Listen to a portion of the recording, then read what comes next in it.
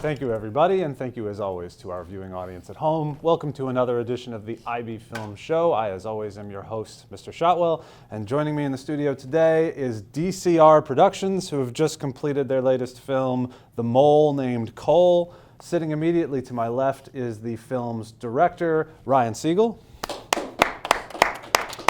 Next to Ryan in the middle is the film's editor, Cole Schiefelbang.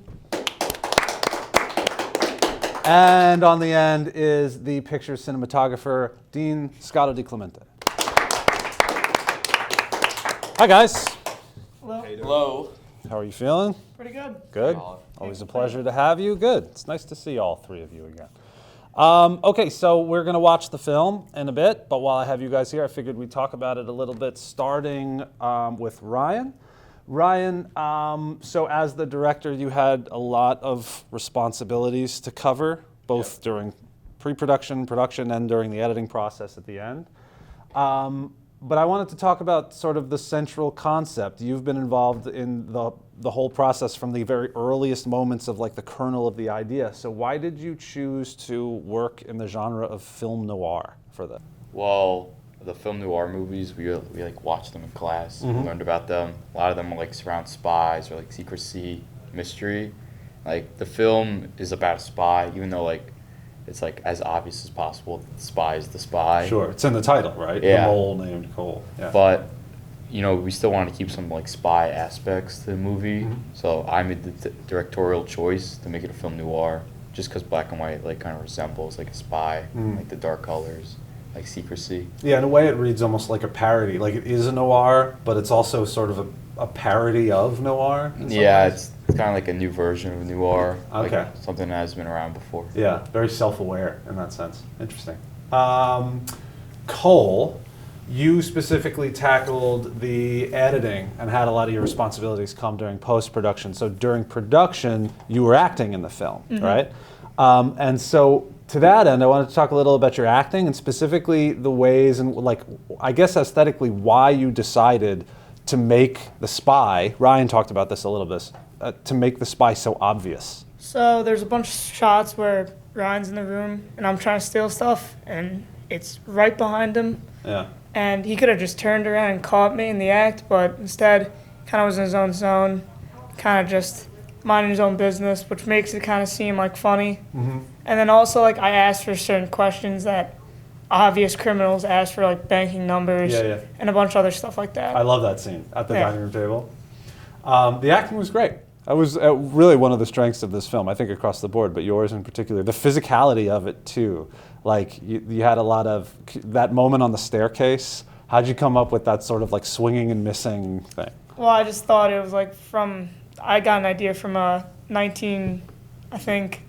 some early 19s movies and like the goofiness of just swinging, missing. Just thought it would look funny. Yeah, it's cartoony too, almost in a sense, like a Looney Tunes gag. Dean, cinematography. But you also, I know, worked very closely with Ryan in the development of the idea. Can you talk a little bit about what it went into developing the plot of the film and maybe where some of the ideas came from? Yeah, so Ryan initially brought the film idea up to me, and being a cop is a big dream job of mine. I've always been thinking about going into that field, like criminal justice, so I thought it was really cool. And I thought we should do initially an action film, like maybe James Bond or something along that alley. I actually love the movie Heat, so we wanted to do something like that in regards to action, but then we decided that we only had 7 minutes and it had to be have a well thought out plot, and we didn't really have the equipment to make it like that action packed of a film, so we decided to take more of Ryan's idea on a comedic twist to the plot. So that's kind of the plot came. So it wasn't always intended to be as forwardly a comedy as it ended up being? Yeah, we my idea was to make it more of a action film, a little bit more serious, but I like the way it came out. Yeah, yeah. And I think considering the 7-minute restraint, that was probably a pretty good idea. Yeah.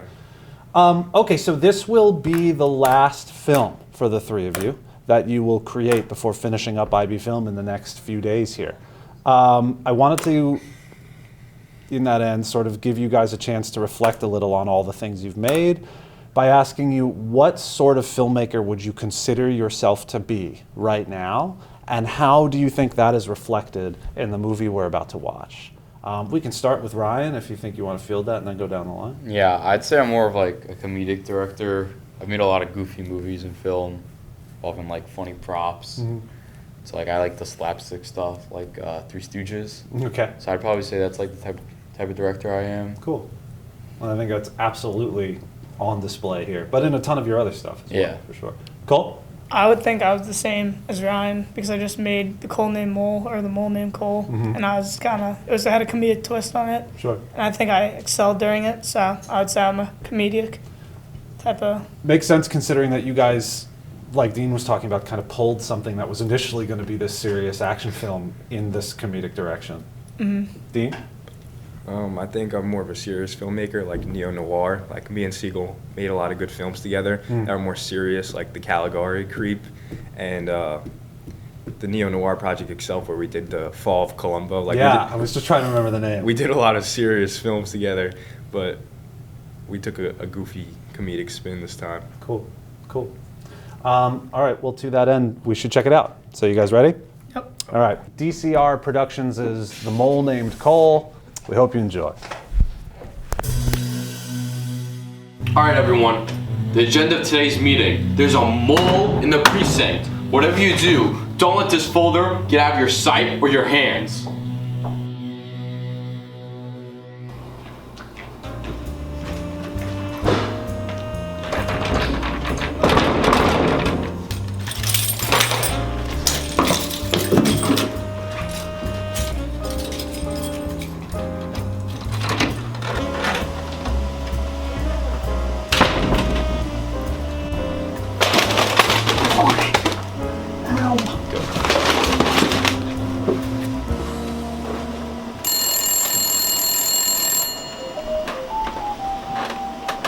"7 days to midnight." They didn't even know. We have them fooled. Our plan is going well.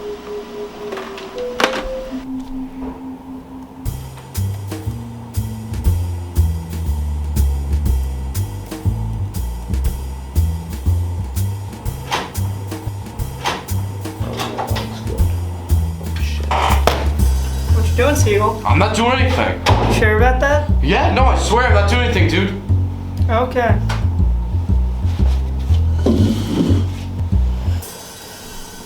So, where do you keep these so-called files? Oh, we keep them in the basement in the storage room. Okay. I got some questions for you. What's the banking number you use? Oh yeah, no problem. It's 807-634-456-7089. Alright, thank you. Yeah, no problem, Cole. Anytime, man. Ask me any questions you want. Will do. I got no secrets for you, man. Alright, one more question too. Yeah. What is the routing number? The routing number, oh, that's easy. It's like 45030. Alright, thank you. No problem, man. Anytime. Have a nice day, Stu. 807 Shit. 445 709. Sorry about that.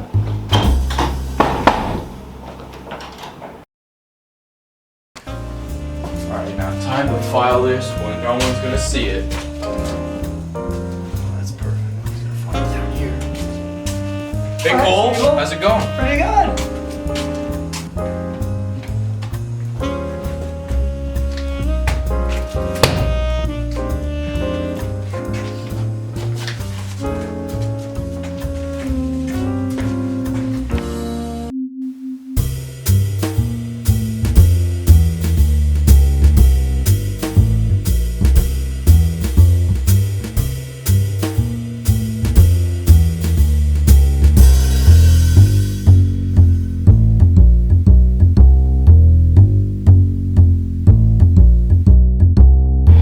so I need you to bring the candles and the cake and make sure it says Happy Birthday Cole on it, okay?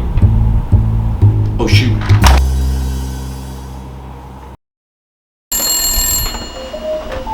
I think they're on to us. He's being very secretive. I don't know what's gonna happen next. Hey there, Cole! How's your day going, man? Pretty good. Hey, how's the wife and kids? Good, good. Oh, yeah?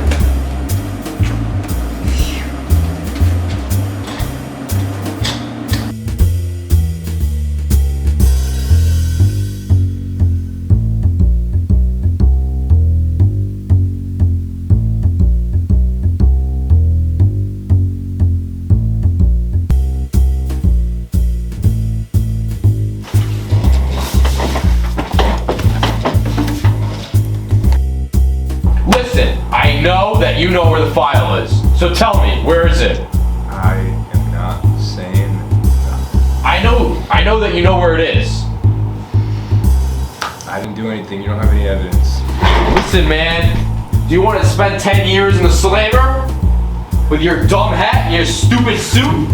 Tell me, who has the file? I would never betray my badge. Come on, I know that you know where it is.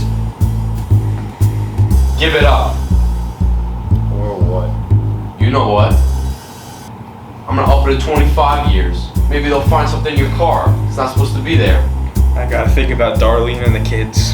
Yeah. Alright, I'll tell you who it is. Yeah? Give it up. It's not me, but I've heard who it is and I know who it is. It's a shorter fella.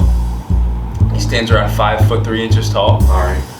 He's a little bit darker in skin. Okay. Some would say he's an Asian fella. Yeah. He's got dark black hair, Okay. short, and you know he'll drain you for everything if you don't stop him soon. Short, dark hair? Who could that possibly be? This precinct. There's no one that fits that description. At all. I would know who it is, even though he's right behind me right now. I have no idea who that could possibly be. Honestly, I think that guy was lying to me this whole time. I think he was a liar. He gave me a completely bogus description and he expected me to buy it. I'm pretty sure that sleazebag's still back with his family. Oh, I'm gonna get him. I'm gonna get him, alright? Cole, you're the mastermind of this operation. I've given you the top secret files. I betrayed my badge for you. I don't want to do this anymore. I want to go home to Darlene, the wife, and the kids. And I want to be on the straight path. I want to be a good cop. I want to be a good person, and I'm done serving you. I will honor this badge.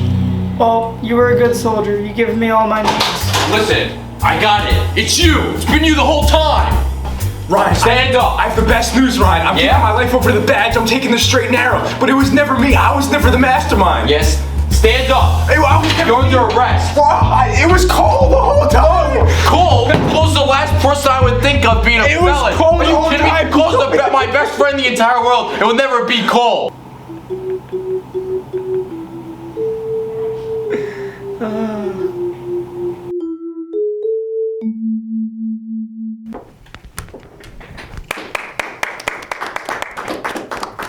All right.